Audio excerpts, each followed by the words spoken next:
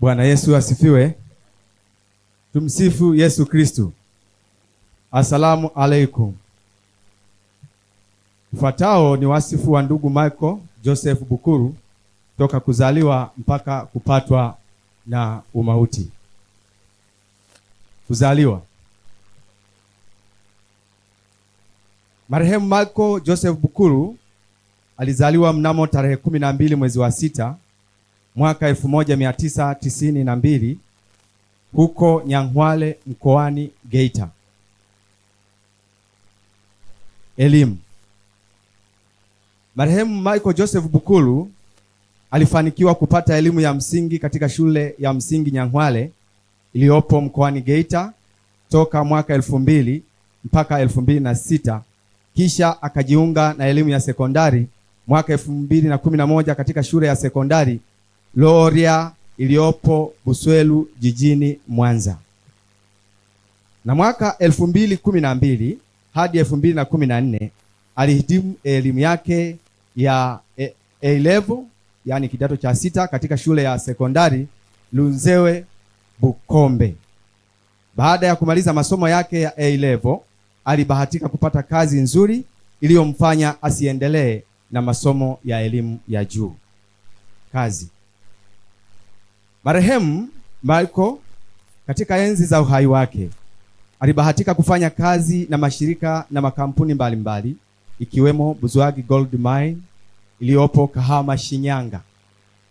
Lakini pia amekuwa akijishughulisha na shughuli binafsi za ujasiriamali kama vile uchimbaji wa madini mdogo mdogo na kutoa huduma za usafirishaji.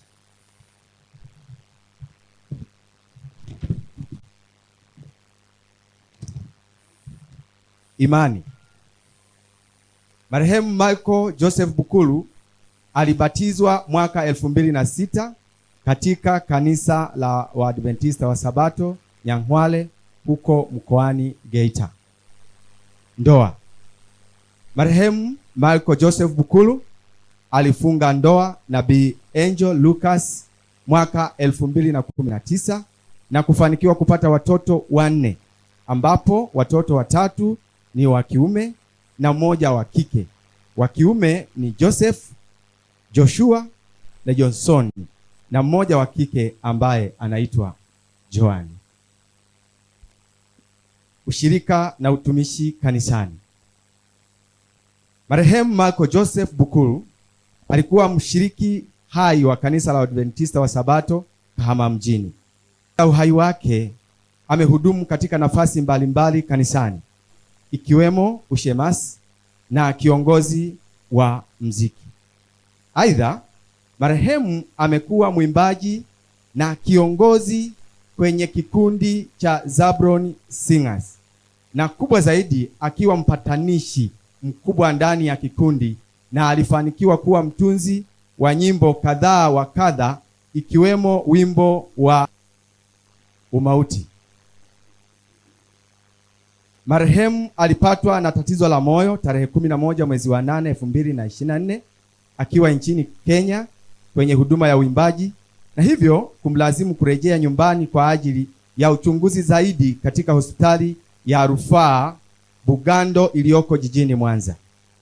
Baada ya uchunguzi alipewa rufaa ya kwenda taasisi ya moyo ya Jakaya Kikwete iliyoko ya matibabu zaidi. Alilazwa na kufanyiwa upasuaji wa moyo, lakini kutokana na ukubwa wa tatizo la afya yake haikutengamaa, na hivyo tarehe 22 mwezi wa 8 2024 akawa amepatwa na umauti majira ya saa 6 usiku.